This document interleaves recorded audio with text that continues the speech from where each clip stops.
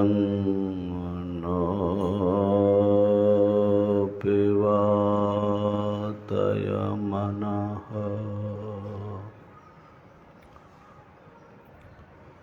ॐ शान्तिः शान्तिः शान्तिः।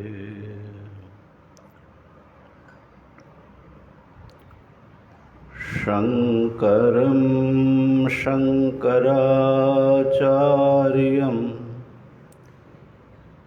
केशवं बादरायणं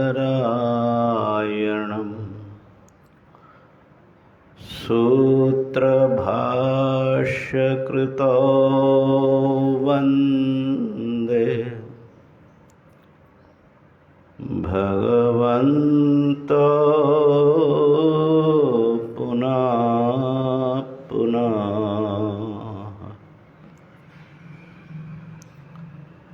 ईश्वरो गुरुरात्मेति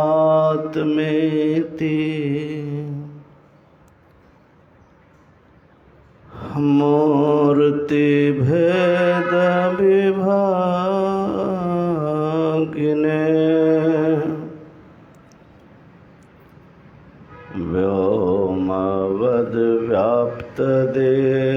व्योमवद्व्याप्तदेहाय दक्षिणामूर्तये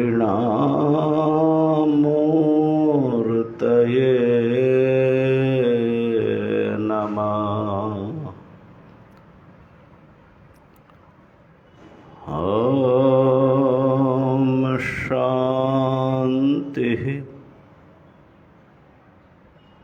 शान्तिः शान्तिः।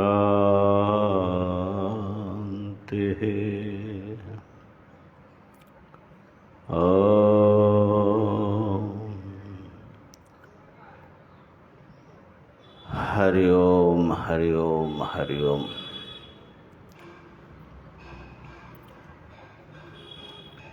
भगवान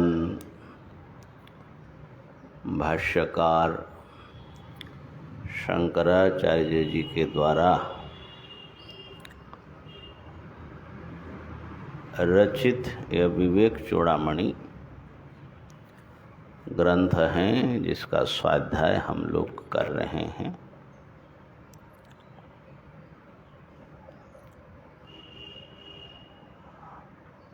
अधिकतर विद्वानों ने विवेक चूड़ामणि को आदि शंकर के उनकी ही रचना माना है। माने उनके नाम से बहुत सारे ग्रंथ प्रचलित हैं, लेकिन विवेक चूड़ामणि को ऑथेंटिक मानते हैं ज़्यादातर विद्वान।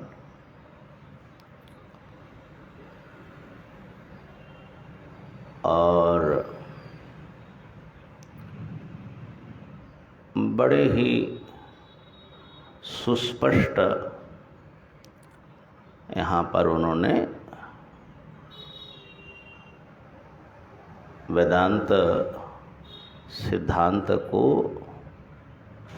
थोड़े विशद रूप से ही प्रस्तुत किया है। भाष्य आदि जो हैं वो आचार्य का स्वतंत्र उनका लेखन नहीं है, तो मूल के ऊपर उन्होंने भाष्य लिखा। तो जैसे मूल चलते हैं वैसे उनको चलना पड़ता है। टीकाकार की जो अपनी एक सीमा होती है, लेकिन यहाँ पर जो है उन्होंने ये स्वतंत्र प्रकरण की रचना की है। और एक साधक, वेदांत के एक साधक को दृष्टि में रख करके यहाँ पर विचारों का क्रम उन्होंने विस्तार किया। 311 नंबर श्लोक देखिए। निगृह्य शत्रु, शायद आपके श्रीलादी के हाथ में जो है उसमें से 310 में होगा। निगृह्य मिला? 310 है, हाँ। निगृह्य शत्रोरहमोऽवकाशः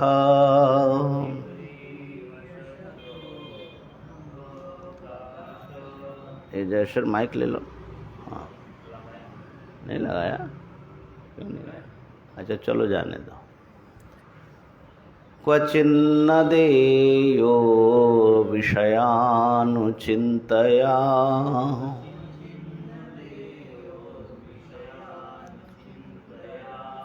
निगृह्य शत्रोरहमोऽवकाशः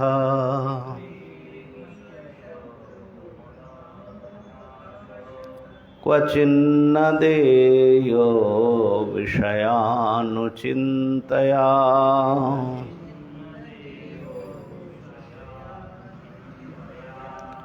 स एव सञ्जीवनहेतुरस्य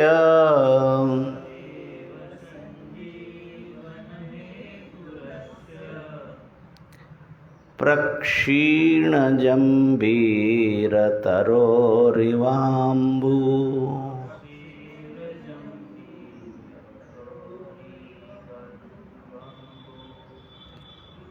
निगृह्य शत्रोरहमोऽवकाशः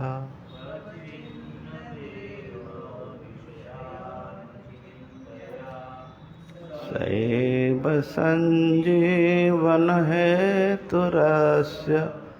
प्रक्षीणजम्बीरतरोरिवाम्बु शत्रोः निगृह्य। निगृह्य माने यहाँ पर शत्रु है अहंकार का अध्यास। अहम को आत्मा समझना, उसका आपने निगृहित कर दिया। माने अहम और उसका जो साक्षी स्वरूप आत्मा है उसको आपने अलग कर दिया। तो शत्रु को आपने निगृहित कर दिया, माने उसको पराजित कर दिया, पकड़ लिया।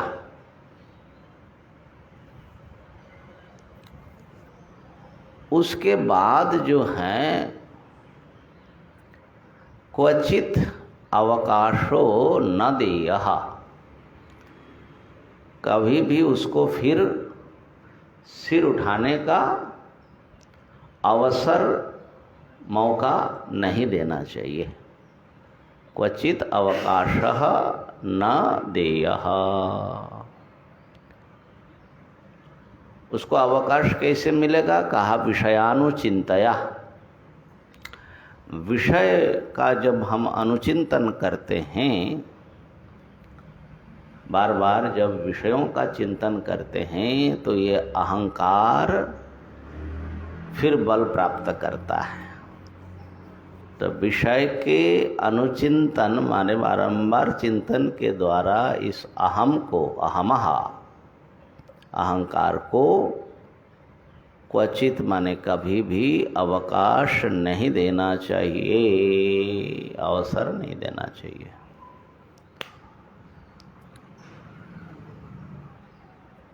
क्यों? स एव संजीवन हेतुरस्य, अस्य माने इस अहंकार का संजीवन हेतु, पुनः जीवित कर देने का, संजीवित कर देने का कारण है स एव। स माने वही विषय चिंता ही उसको पुनर्जीवित करने का कारण बन जाता है। एक दृष्टांत से अपनी बात कह रहे हैं कि प्रक्षीण जंबीर तरोहो। जंबीर जो है जंबूरा, हाँ, वो क्या लाए हो? वो फल को क्या बोलते हैं? हाँ, इतना बड़ा बड़ा नहीं होता। आमरा तो जाम्बूरा बोलता। हाँ, तो जाम्बूरा, तो जाम्बूरा माने संस्कृत में उसको जंबीर बोलते हैं, है ना। तो जंबीर तरोहो, तरोहो, जंबीर वृक्ष जो है बहुत क्षीण हो जाने पर भी मृतप्राय हो गया, प्रक्षीणः, लेकिन उसमें पानी पड़ जाए तो पुनः वो संजीवित हो जाता है।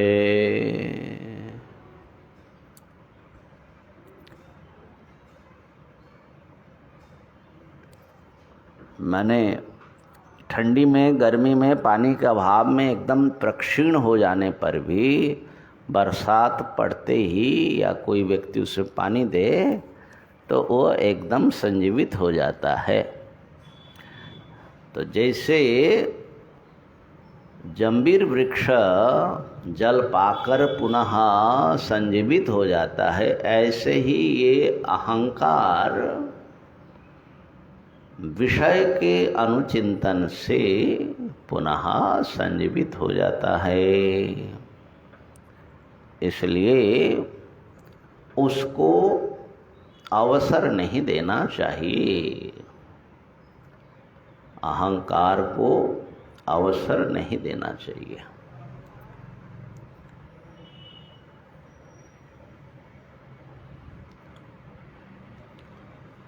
तो क्योंकि जब कोई विषय चिंता करता है, भोग चिंता, देह को अपना माने बिना अपना स्वरूप भोग का कोई संभावना नहीं होती है। तो इसका मतलब है कि वो आत्मा को अपना स्वरूप मानना छोड़कर पुनः अध्यास को पानी दे रहा है ना।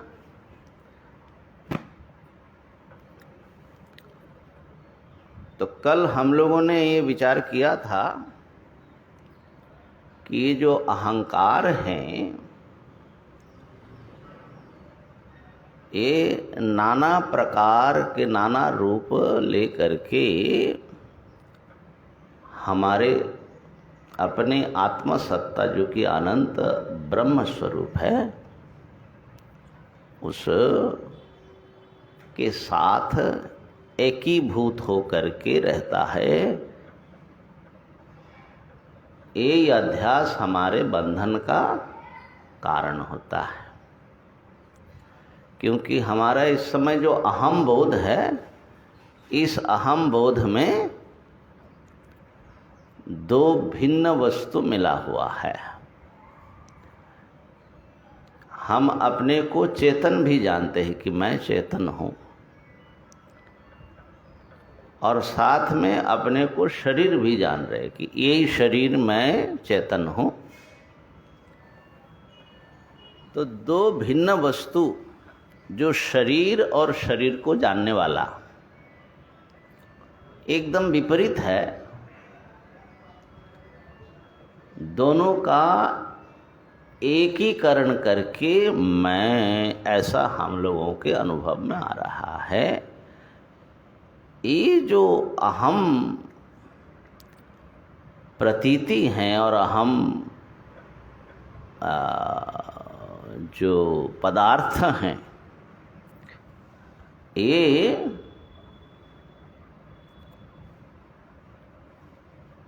जीव भाव, ये जीवत्व है।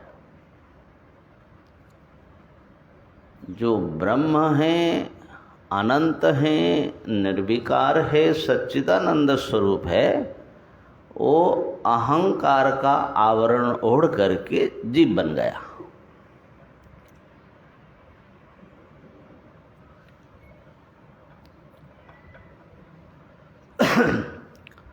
और अहंकार के आवरण से मुक्त होने पर वो शिव हो जाते हैं। शिव तो वो है ही हैं, लेकिन वो अहंकार के अध्यास के कारण जीव भाव भ्रम से प्रतीत हो रहा है। तो ब्रह्म ही जीव बना हुआ है भ्रम से, और जीव जो है असल में ब्रह्म है। यही वेदांत सिद्धांत है। लेकिन ब्रह्म को जीव बनाने वाला क्या है? ये जो हमारा बहुत प्यारा हम हाँ?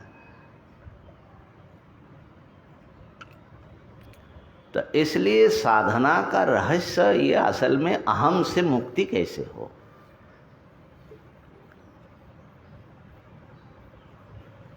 और लगभग सभी साधना, चाहे योग हो, चाहे भक्ति हो, चाहे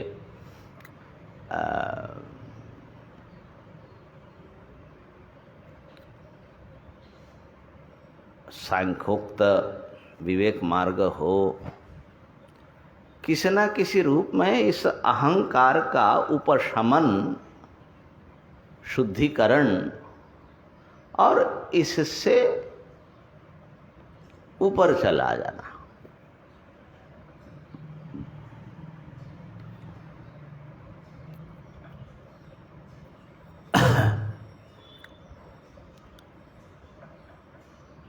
तो ये अहंकार जो है गहरी नींद में अव्यक्त अस्फुट अहंता के रूप में अनुभव में आता है।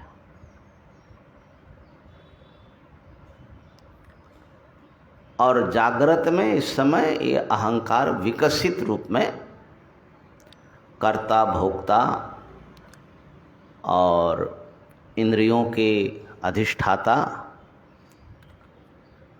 बड़ा स्पष्ट व्यक्त रूप लेकर के वो दिखाई पड़ता है। स्वप्न में अहंकार तो होता है, लेकिन केवल बाहरी इंद्रिय और शरीर पर उसका नियंत्रण लूज हो जाता है, छूट जाता है, केवल मन की वासनाओं में भटकता है।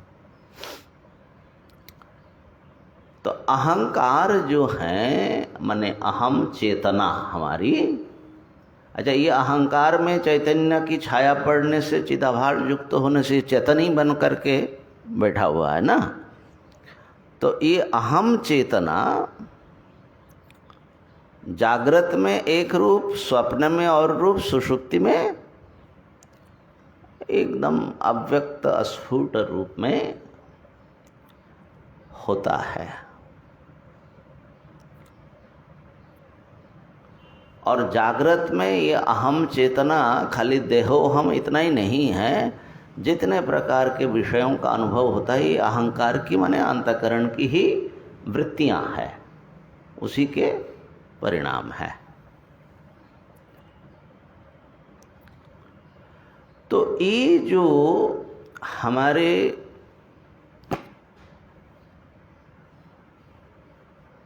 निरंतर अनुभव की जो एक धारा चल रही है, अहंकार जो नाना प्रकार के अनुभवों से गुजरता है, नाना रूप लेता है,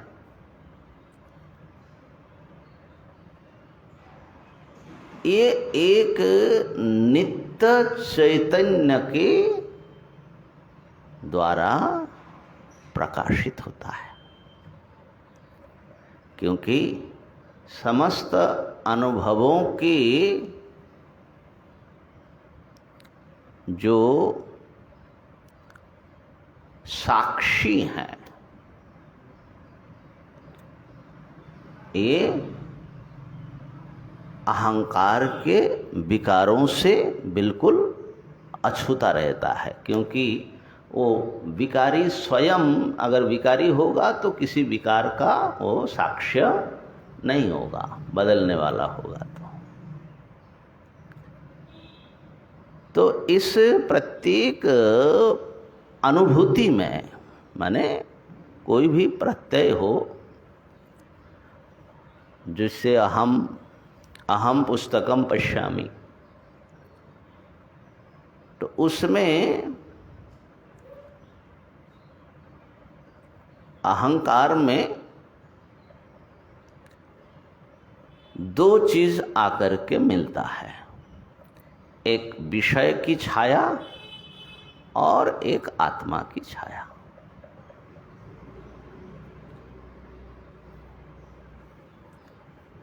और दोनों से तब जाकर के वो ज्ञान होता है उसको।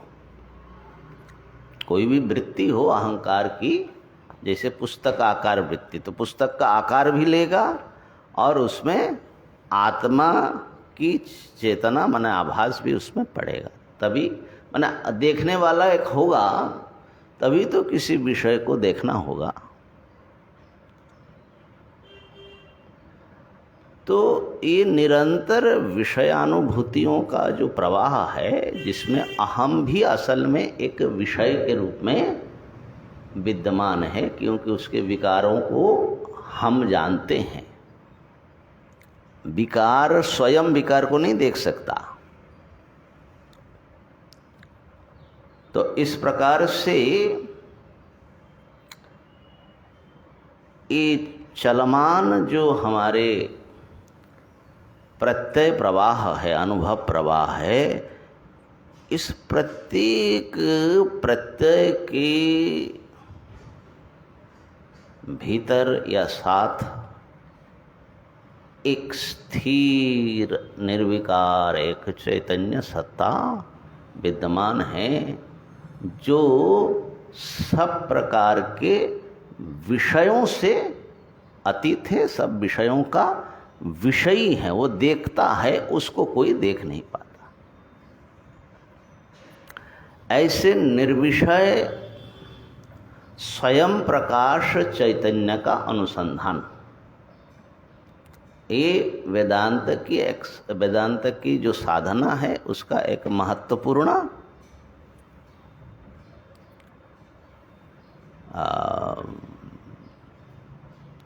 भाग है।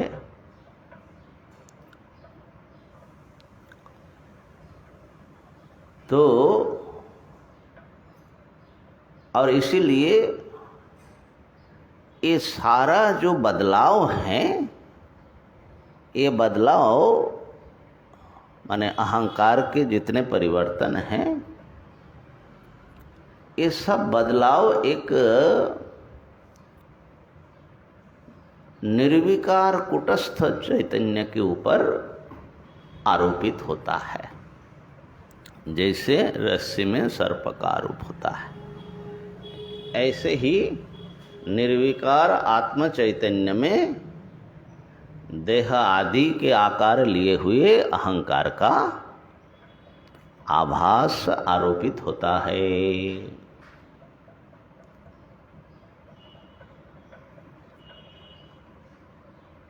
तो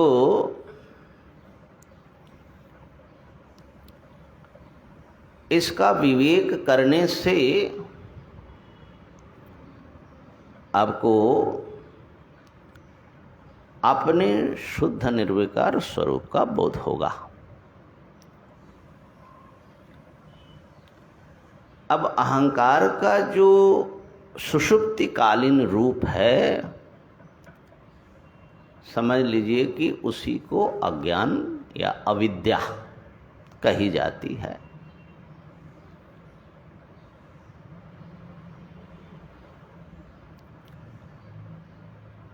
तो अविद्या भी क्या है? एक अहम चेतना ही है, लेकिन वो अव्यक्त रूप में उस समय है। वो जो अज्ञान है सुषुप्ति काल में जिसका प्रकाश होता है, वो अज्ञान ही विज्ञान बन जाता है, माने अहम विज्ञान, और फिर मन, और फिर नाना प्रकार के वृत्तियां बन करके वो काम करता है। तो ये जो अहंकार हैं ये अज्ञान का, और अहंकार के जितने ज्ञान हैं ये अज्ञान का एक विशेष रूप है।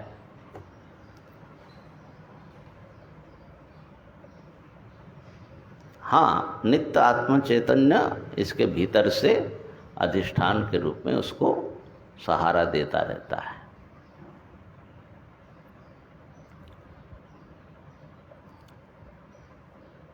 तो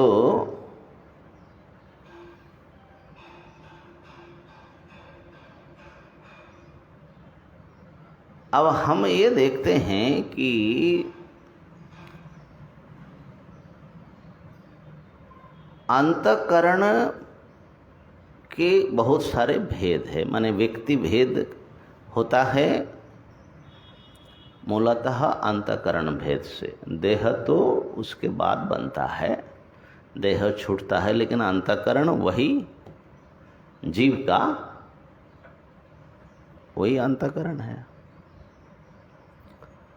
तो अंतःकरण के भेद से साक्षी आत्मा भिन्न भिन्न है, ऐसा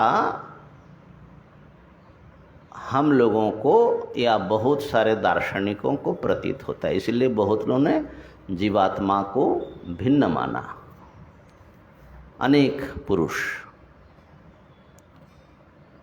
लेकिन वेदांत इस बात को कहते हैं कि असल में अंतःकरण भेद से चैतन्य का भेद नहीं होता। जैसे एक आकाश है, अनेक घटों के भीतर से देखने पर अनेक घटाकाश मालूम पड़ता है, लेकिन घट से अलग करके विवेक नेत्र से देखोगे तो एक ही आकाश अनेक रूप में प्रतीत होता है।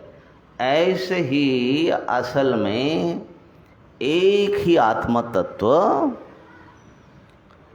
अंतःकरण भेद से, माने इसको उपाधि बोलते, उपाधि भेद से अनेक जीवात्मा के रूप में प्रतीत होता है। यह बात कल भी कहा था।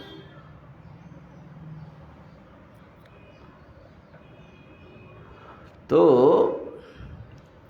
इसलिए एकात्मवाद ये वेदांत का सिद्धांत है। आत्मा एक है, भिन्नता औपाधिक है। तो इसका अर्थ हुआ कि सब शरीर और सब अंतःकरण के भीतर एक मैं ही बैठा हूं। मैं माने आत्मा। तो ये एकात्मता का अनुसंधान, वही आत्मा ही ब्रह्म है। साधक को करना चाहिए, भेद को निराकरण करना है।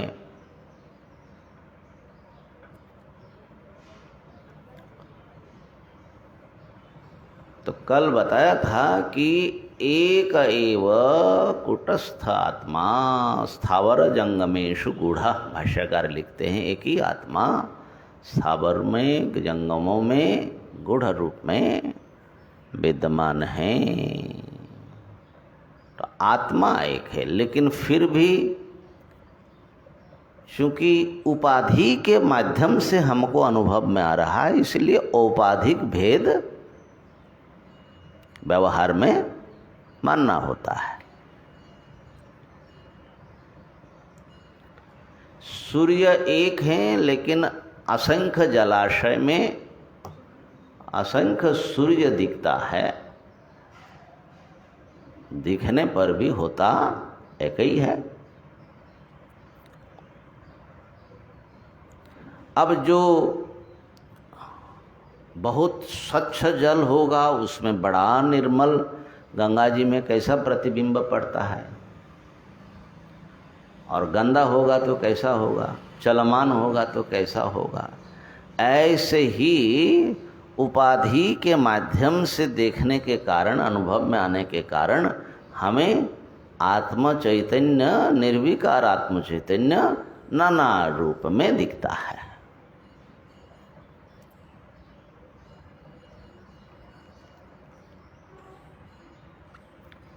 तो जब तक हमको उपाधि का विवेक नहीं है, तब तक उपाधि के धर्मों के भेद से व्यवहारिक आत्मभेद स्वीकार करना होता है।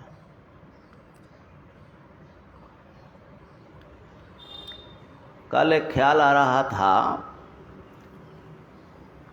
कि जो ज्ञानी हैं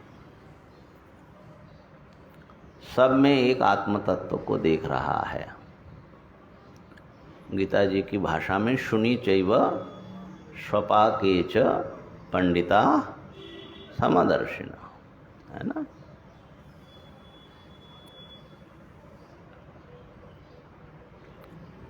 क्या है? ब्राह्मणे गवि हस्तिनी विद्या विनय संपन्ने ब्राह्मणे गवि हस्तिनी। विद्या विनय संपन्न ब्राह्मण में, गाय में, हाथी में, कुत्ते में और चंडाल में जो आत्मज्ञानी है वो एक ही आत्मा को देखता है। उनके लिए कोई भेद नहीं है, आत्मभेद नहीं देखते। बहुत बड़ी बात है। सर्वभूतस्थम आत्मानम सर्वभूतानि चात्मनि। लेकिन मुझे ये प्रश्न उठा कि मान लो कोई ज्ञानी कुत्ते में भी वही ब्रह्म दर्शन कर रहा है, उससे कुत्ते को क्या फर्क पड़ेगा?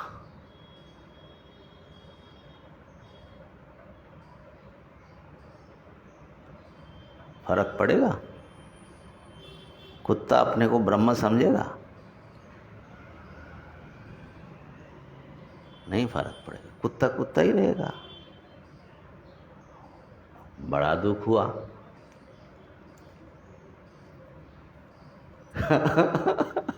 ज्ञानी के ज्ञान का हम लोगों को कोई लाभ ही नहीं हो रहा है। वो हमको ब्रह्म देख रहे हैं, लेकिन हम तो जो हैं सो हैं, माने अपने को जैसा समझ रहे हैं।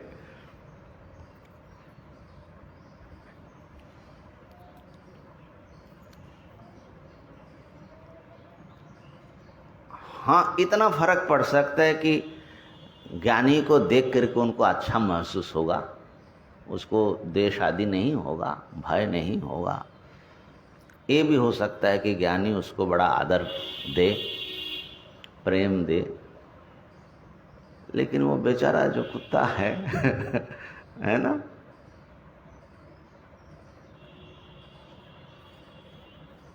आप लोगों को क्या लगता है? कुछ ज्ञानी जब किसी को, ऐसे तो ज्ञानी सबको आत्मा ही देखता है, लेकिन उनके सामने जो होगा, जब उसके आत्मस्वरूप वो अपने से अभिन्न अनुभव कर रहा है, जागृत चेतना सामने आई हमारी,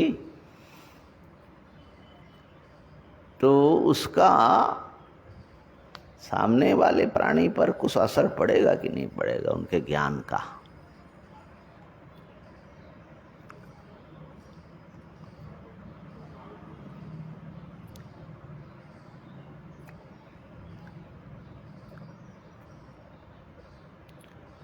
तो असर कुछ शायद पड़ेगा। क्यों? भले ही उसको पूरा समझ में ना आया हो, लेकिन ज्ञानी की सन्निधि उसके जीवन के लिए मंगलमय ही होगा, है ना। ते प्राप्नुवन्ति मामेव सर्वभूत हिते रता। अब ये भी सुनते हैं कि भगवान श्री कृष्ण की माने आसपास आने के लिए सब गाय और सारे पशु जो है उनको घेर लेते थे। बहुत अपनापन उनको भी लगता था। अब ये भी सुने हैं कि रमन महर्षि ने अपने गाय को परम गति दिया। ऐसा भी होता है। जैसे उन्होंने अपनी माँ को परम गति प्रदान की, ऐसे ही उनके जो क्या लक्ष्मी थी शायद ना, उनके गाय का नाम, तो लक्ष्मी जो है बच्चा दे करके बच्चे के साथ आती थी महर्षि के पास दिखाने के लिए, देखो मेरी बच्चा हुई। ऐसा सब जो है बड़ा विचित्र उनकी कथा है। वो जो मर रही थी तो महर्षि के गोद में ही सर रख करके उन्होंने उनके बोलते हैं कि जहाँ हार्ट है वहाँ हाथ रखा था। तो कुछ तो किया होगा, ज्ञानी में तो सामर्थ्य होता ही है। तो खैर, लेकिन चूंकि हम अपने को उपाधि के माध्यम से देखते हैं तो हमारे दर्शन में शुद्ध आत्मा का अनुभव नहीं है। वहाँ पर फिर भेद का ही प्राबल्य है, भेद का प्रभाव है, ठीक है ना। बल्कि ज्ञानी को भी हम एक देहधारी हमारे जैसे कोई ज़्यादा जानते हैं, ऐसा हम समझते हैं। तो इसका अर्थ यह है कि व्यवहारिक जीवन में, माने अज्ञान में जब तक हैं आप, तो यहाँ पर उपाधि की अपनी महत्ता है। इसलिए उत्कृष्ट उपाधि है कि निकृष्ट उपाधि है, किसके माध्यम से आत्मा का कितना प्रकाश है, ये मायने रखता है। इसलिए कुत्ता कुत्ता है, मनुष्य मनुष्य है, देवता देवता है, ज्ञानी ज्ञानी है। ये उपाधि की दृष्टि से ये भेद है। इसलिए आपको दूध चाहिए तो गाय के पास जाना पड़ेगा। अब एक ही आत्मा है तो कुत्ते से भी दूध पी लो ऐसा नहीं होगा। क्यों? क्योंकि आपको भेद व्यवहार में है ना। तो व्यवहार भूमि में केवल आत्मा के बिना तो कोई व्यवहार नहीं होगा, कोई वस्तु का ही अस्तित्व नहीं है। लेकिन आत्मा तत्तद उपाधि के भीतर से तत्तद रूप और विशेषता और प्रकृति और स्वभाव आदि से युक्त होकर के ये व्यवहार कर रहे हैं। तो औपाधिक भेद को देखते हुए भी साधक जो हैं अभेद तत्व के बारे में जागृत रहे, कहने का भाव ये था। दूसरी बात यह है कि आत्मदृष्टि से भेद न होने पर भी उपाधि की दृष्टि से एक उच्च नीच भाव जो है नेचुरल उत्पन्न होती है। अर्थात कीड़े मकोड़ों से लेकर के पशु पक्षी मनुष्य ब्रह्मा जी तक जो है उत्तर उत्तर उपाधि के उत्कर्ष से आत्म तत्व का अधिक प्रकाश है, इसलिए वो उच्च कोटि के हैं और हम लोग उनसे नीचे हैं और पशु पक्षी हमारे से भी। तो उच्च नीच भाव भी है और इसीलिए आपको ये चुनना पड़ता है कि हम ऐसा कर्म करें कि हमारी चेतना विकसित होकर के परम तत्व तक पहुँचे, अथवा हमारी उपाधि और मलिन होकर के हमको निकृष्ट उपाधि में जाना पड़े और हम और नीचे चले जाए। अर्थात कर्म भक्ति आदि की सारे जो है अद्वैत सिद्धांत के साधक को भी उस सब ख्याल रखना पड़ता है।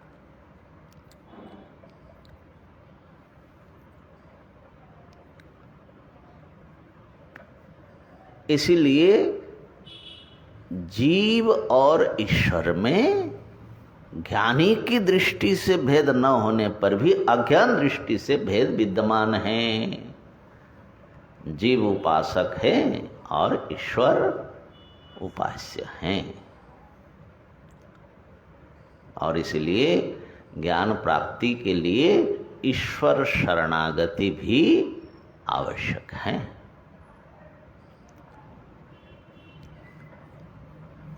अब ईश्वर और जीव की उपाधि में अंतर क्या है? तो देखो, जीव भी ब्रह्म ही है, लेकिन ब्रह्म या आत्म चैतन्य के साथ में एक अहम चेतना जुड़ी हुई है, ठीक है ना। अहम माने यहाँ अज्ञान या अंतःकरण कह लो। और ईश्वर भी ब्रह्म ही है, लेकिन ब्रह्म प्लस समष्टि अहंता, उसी का नाम है माया। समझ में आई बात? समष्टि अहंकार, समस्त छोटे छोटे अहंकारों का कंट्रोल करने वाली जो सत्ता है, समष्टि अहंकार। तो ईश्वर के पास में केवल शुद्ध चैतन्य का नाम ईश्वर नहीं है, आत्मा और अहम, उनके पास भी अहम है। लेकिन वो अहम कैसा अहम है? हम लोगों का जैसा अहम मनुष्य, अहम अल्पज्ञ, अहम ऐसा नहीं है। अहम सर्वज्ञ, सर्वसमर्थ, सर्वव्यापी। इसलिए कभी हमने कहा था कि भाई माया क्या है? ब्राह्मी चेतना है, ब्रह्म की चेतना कि मैं ऐसा हूँ, मैं ब्रह्म हूँ, मैं ईश्वर हूँ, यही न माया है। हमारे लिए जिसको हम अविद्या कह रहे हैं समष्टि में, वही, क्योंकि सबके पास अविद्या है, तो ये सब अविद्या का प्रिंसिपल कहाँ से आया? एक समष्टि अविद्या माननी पड़ेगी, उसी को माया कहा जाता है। अब हमारी जो माया माने अविद्या है छोटी, वो जैसे हमारी आत्म चैतन्य के ऊपर छोटा अहम कर्ता भोक्ता और देह आदि के धर्मों का अध्यास करके बैठा है, ऐसे ही ब्रह्म के जो माने ईश्वर के जो अहम चेतना है, वो भी ईश्वर में ये पूरा ब्रह्मांड दिखा रही है।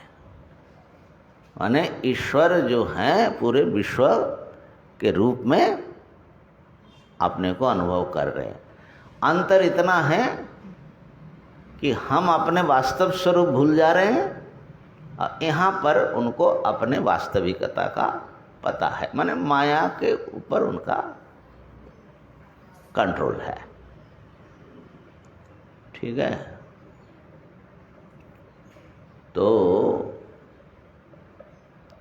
अब भाई हमारे भीतर जो आत्मा के रूप में है, सबके भीतर वही है, वही ईश्वर तत्व हैं, ऐसा समझ करके कितना प्रेम से भक्ति उपासना होनी चाहिए। हमारे शरीर इंद्रिय मन बुद्धि सबके नियंत्रण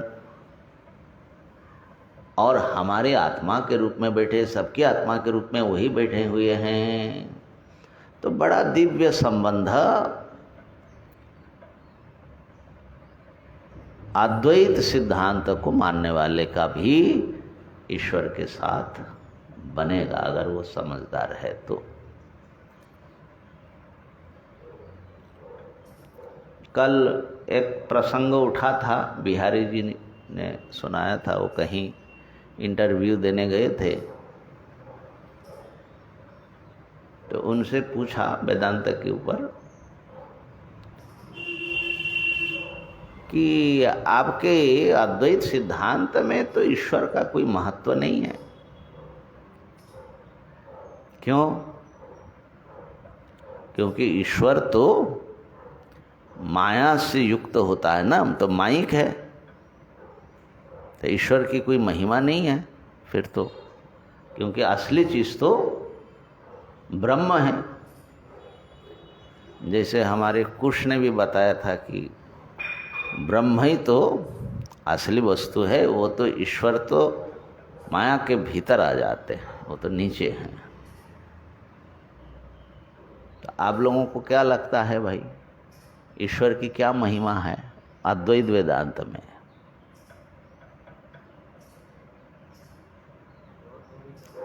क्या है?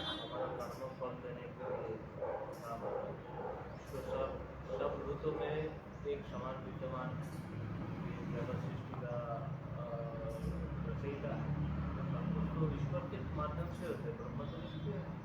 तो ब्रह्म ही ईश्वर रूप में आया है ना। ईश्वर कोई अलग एक पदार्थ है और जड़ पदार्थ है ऐसा नहीं, ब्रह्म ही ईश्वर रूप में आके बहुत सारा काम किया तो सब जगह में सब। लेकिन जब माया का नाश होगा ज्ञान से तो ईश्वर तो रहेंगे नहीं, ब्रह्म ही रहेंगे। तो ईश्वर तो मिथ्या ही हो गया ना। जैसे जीव भाव मिथ्या है ऐसा ईश्वर भाव भी मिथ्या हो गया। तो ऐसे मिथ्या ईश्वर को मानने की, उनकी भक्ति करने की क्या जरूरत है? नहीं करेंगे तो ब्रह्म तक पहुंचेंगे।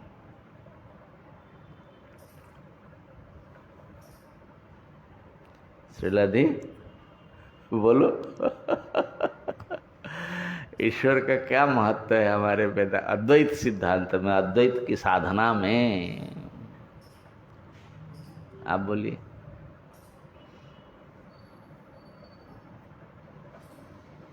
ब्रह्म को पाने का कोई मार्ग, ब्रह्म तक पहुंचने के लिए हमें ईश्वर की उपासना करनी है। माने कोई सेकेंडरी चीज है, वो एक पुल जैसा है। उनके भीतर ऊपर से गुजर जाओ और उसको छोड़ के आगे बढ़ जाओ, ऐसा है।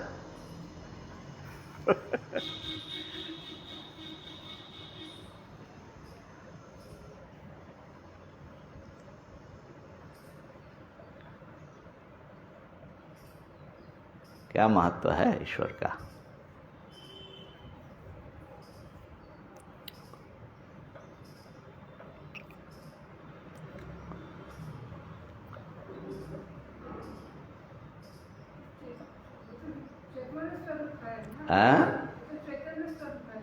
हाँ,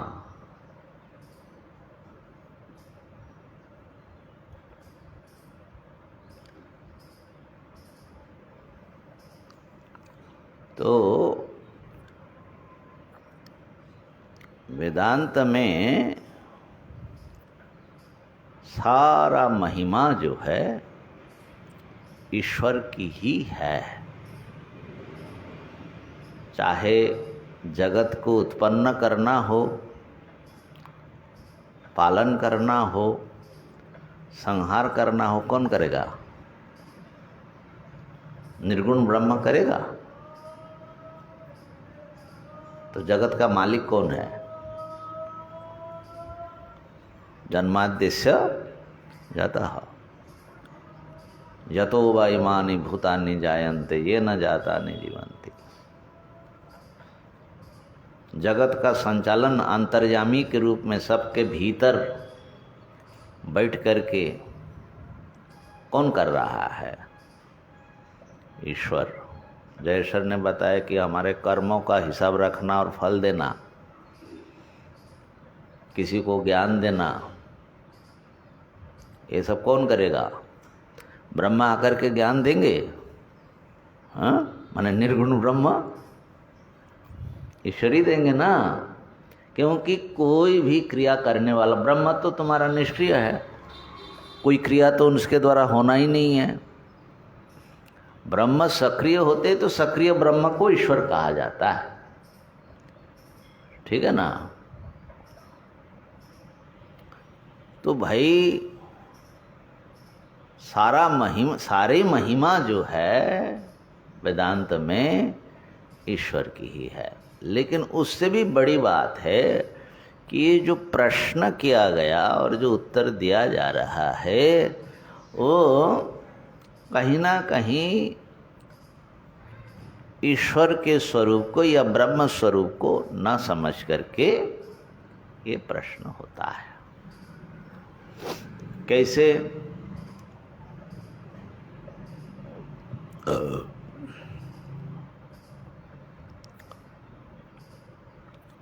जब जीव को हम लोग ब्रह्म बताते हैं, जीवो ब्रह्मैव नापर, तो ईश्वर मिथ्या कैसे हो जाएंगे?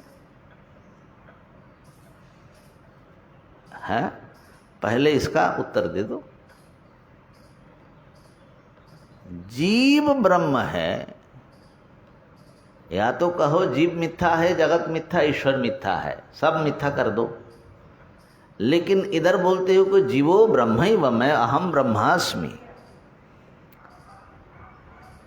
तो एक छोटे से अहंकार के भीतर से प्रतीत होने वाला ये ब्रह्म ही है, जीव। तो इतना समष्टि हम सर्वज्ञ सर्वशक्ति रूप उपाधि के भीतर से और ज़्यादा ब्रह्म सत्ता को प्रकट करने वाला वो ब्रह्म मिथ्या हो जाएगा। हाँ, मिथ्या कैसे होगा भाई? ये तो पहली बात है। दूसरी बात है, जो ये समझ रहे हैं कि ब्रह्म के साथ माया लग गया तो वो एक सीढ़ी नीचे आ गया, ब्रह्म ऊपर है, दूसरे सीढ़ी में ईश्वर हैं।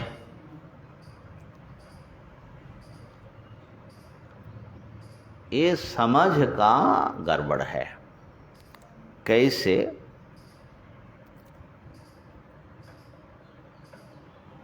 देखिए, एक स्फटिक है, स्वच्छ निर्मल स्फटिक,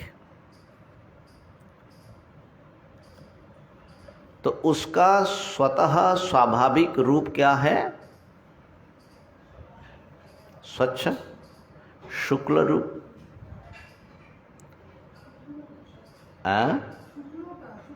हाँ, स्वच्छ, ठीक। और उसको शुक्ल ही बोलते, क्योंकि जितने रूपों का भेद है तो कहीं तो डालोगे ना, तो उसको शुक्ल बोलना पड़ता है।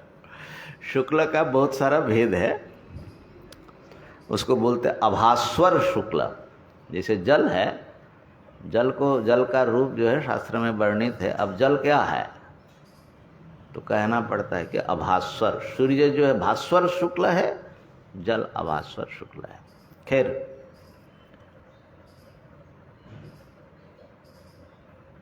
अब जब जपाकुसुम उसके सन्निधि में लाया गया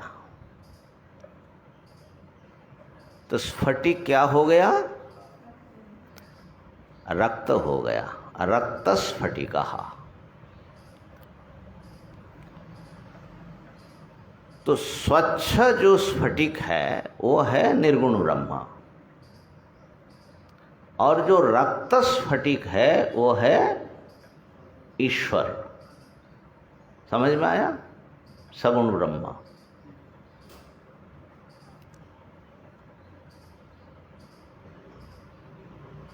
तो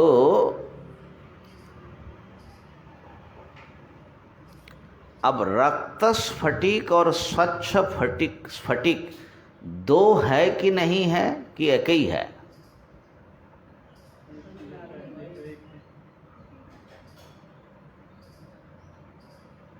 तो एक ऊंचा एक नीचा जो बता रहे हैं कि ब्रह्म ऊंचा है ईश्वर नीचा है, ये तो वहां पर होता है जहां दो सत्ता हो ना।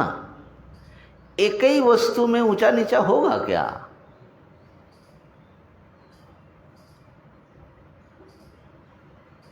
और दूसरी बात है कि रक्त स्फटिक, जिस समय आपको रक्त दिख रहा है उस समय भी वो रक्त नहीं है, वो स्वच्छ ही है। वो तो अध्यासित है, आरोपित है उसमें। उस समय भी वो स्वच्छ स्फटिक है। वो प्रतीत होते हैं रक्त जैसे।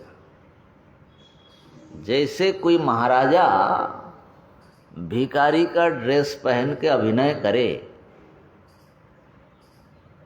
तो भिखारी होता है क्या? उनको भिखारी कहेंगे आप? आपको भ्रम हो सकता है भिखारी बना। तो इसलिए निर्गुण ब्रह्म और सगुण ब्रह्म में जो दो अत्यंत भेद कर देते, वो असली बात पकड़े ही नहीं है जो वेदांत समझाना चाहते हैं। इसलिए मैंने कहा ना, जब जीव को हम शुद्ध ब्रह्म तत्व के रूप में समझना है हमको, क्योंकि बाकी भ्रम है, तो ईश्वर को हम अवर सत्ता कैसे कह सकते? तो कई बार ऐसा कहा जाता है कि जैसे एक सिक्का है, कॉइन, उसका दो साइड होता है, दो पहलू होता है। अच्छा ये दोनों पहलू को थोड़ा अलग कर दे तो कैसा होगा? खाली एक ही साइड वाला सिक्का हमको चाहिए, मिलेगा? हाँ? नहीं मिलेगा। तो ऐसे ही भाई ब्रह्म का एक फेस निर्गुण है और एक फेस सगुण है, ऐसा समझ लो। एक ही सत्ता है लेकिन वो दो पहलू हैं उनके। एक तो मैं समझाने के लिए बोल रहा हूं, बल्कि दो फेस है ही नहीं है, एक ही फेस है। सगुण तत्व तो खाली वो जैसे रक्त स्फटिक रक्त बन गया, वो तो माइक है। माने दो पहलू दोनों को समान सत्य मानने से तो एक द्वैत की कल्पना आ जाती है। लेकिन ऐसा नहीं है, हमारे यहाँ क्या है, एक ही निर्गुण सत्ता अपने माया शक्ति के आवरण ओढ़ के सब रूप में प्रतीत होता है। तो ईश्वर तत्व और ब्रह्म तत्व में अंतर केवल मात्र आध्यासिक रूप का है, औपाधिक अंतर है, वास्तव अंतर नहीं है। तो इसलिए उपाधि के भीतर से ब्रह्म का सर्वोत्तम प्रकाश का नाम है ईश्वर। क्या समझे? इससे अधिक और कोई प्रकाश माने उपाधि के भीतर से। हाँ, उपाधि से परे चले गए तो वहां तो फिर जीव ईश्वर जगत एक ही हो, एकाकार हो गया। लेकिन उपाधि के माध्यम से पूरे ब्रह्म का बिल्कुल कुछ भी वो माने जैविक या जागतिक नाम रूप की सीमा न रख करके जो एक्सप्रेशन होगा उसका नाम ईश्वर तत्व है। हाँ, जो चरम अनुभूति है उसमें जीव ईश्वर का भेद समाप्त हो जाता है। तो कहने का अर्थ ये था कि ईश्वर को जो कुछ वेदांती लोग कि ईश्वर जो है वो माइक है कहते हैं, तो उनका कथन जो है बहुत मिसअंडरस्टैंडिंग पर टिक जाता है कई बार। जैसे आप बैठे हुए हैं, आप दंडी नहीं है, माने दंडी किसको बोलते हैं? दंडल लेने से। तो आप शुद्ध हैं, हाथ में आपने डंडा उठा लिया तो शुद्ध मर गया क्या? शुद्ध का क्या हुआ? अरे भाई, शुद्ध ही तो दंडी बना, अभी भी उसके भीतर शुद्ध ही बैठा हुआ है। दंड एक अलग चीज है, दंड का संबंध दिख रहा है तो उससे जो है शुद्ध मर जाता है क्या? शुद्ध व्यक्ति तो वही व्यक्ति है ना, सत्ता भेद नहीं है, ठीक है ना? तो इसलिए हाँ, दंडी कहने से दंड को भी उसके साथ जोड़ देते हैं, लेकिन उसके साथ जोड़ने पर भी उसके साथ ना जोड़ा गया, उसको तो माइनस नहीं किया गया ना। दंड के बिना उसको दंडी नहीं कहेंगे, ये बात सही है। दंडी होने के लिए दंड भी जरूरी है। इसी प्रकार ईश्वर होने के लिए माया दंड के समान जरूरी है। लेकिन इसका मतलब ये नहीं है कि उनकी पूरी सत्ता ही माइक हो गई, माया का प्रोडक्शन हो गया। अरे भाई, माया को पकड़ा हुआ है, बात पकड़ में आ रही है ना? तो कहने का तात्पर्य यह है कि हमारे समस्त व्यवहार भूमि में, चाहे साधना आप जो है कर्म की साधना करे, भक्ति की करे, ज्ञान की साधना करे, ब्रह्म ज्ञान की, समस्त साधना की भूमि में, ये व्यवहार की भूमि है, उसमें ईश्वर से हमारा मुलाकात होता है। ईश्वरीय सत्ता के बिना ये सारी साधना अव्यवस्थित हो जाती है। ब्रह्म ही ईश्वर के रूप में हमें गाइड करते हैं, हमें ऊपर उठाते हैं और अंततः एक समय ईश्वर भाव भी वो गायब कर देते हैं। तो इसलिए भाई जब यहाँ पर जीव को ब्रह्म में उठाना है तो ईश्वर को कहाँ गिराते हैं, क्यों गिराते हैं? इस पर विचार करना चाहिए, क्योंकि कई बार वेदांत के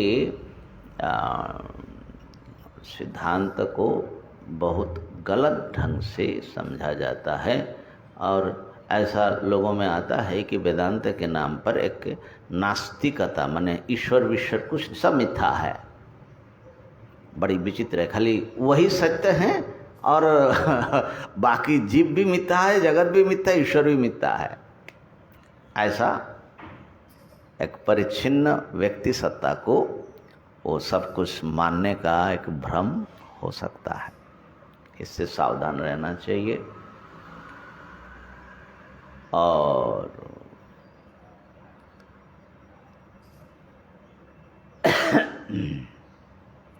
एक बात और कल कहीं आया था,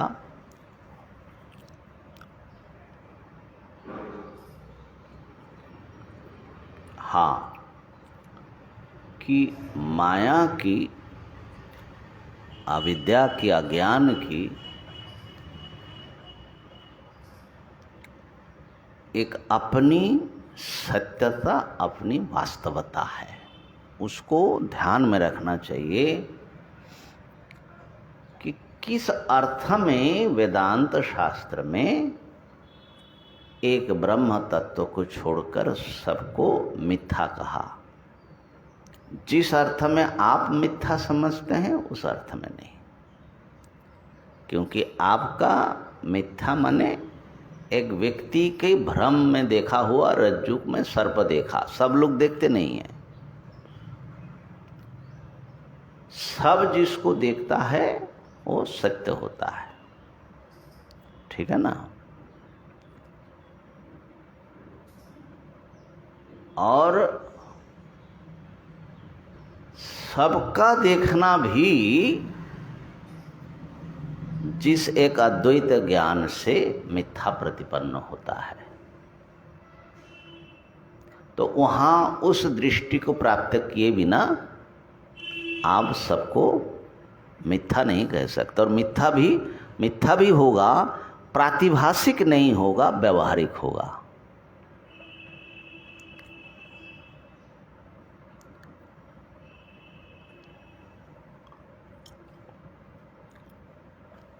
माने व्यवहारिक सत्य कोटि में ही रहेगा, वो प्रातिभाषिक सत्य कोटि में नहीं जाएगा। दूसरे शब्द में, अच्छा कल जो है अष्टमी है, कल तो अनध्याय रहेगा और नवमी और दशमी तक जो है ये पाठ बंद रहेगा। एकादशी से फिर हम लोग चालू करेंगे। तो उसको अगले पाठ में ये बात याद दिलाना कि जब तक परिच्छिन्न प्रमाता अहम, सत्य अहम जो एक व्यक्ति है, ये जब तक आपको सत्य प्रतीत होता है तब तक दूसरे प्रमाता भी सत्य हैं, जगत भी सत्य हैं, इन सब का मालिक जो नियंता है ईश्वर भी सत्य है। हाँ, जिस दिन ये ज्ञाता ही प्रमाता ही मिथ्या होगा तो फिर उस प्रमाता के सारे विषय मिथ्या हो जाएगा। उस दिन एक अद्वितीय ब्रह्म दर्शन से ही वो मिथ्या होगा। तब तक जो है इसको सत्य मानो और बाकी को मिथ्या मानो, इसका मतलब है कि बहुत बड़ा भ्रम का वो शिकार है वेदांत के नाम पर। बहुत खतरनाक भ्रांति है वो। तो प्रमाता के समसत्तक जो है सब सत्य है, व्यवहारिक सत्य। आप जितना सत्य हैं उतनी सत्यता इस जगत में, जीव में और ईश्वर में बल्कि उससे अधिक सत्यता वो है।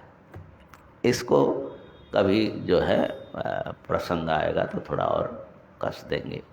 आज इतना ही। ओम पूर्णमदः पूर्णमिदं पूर्ण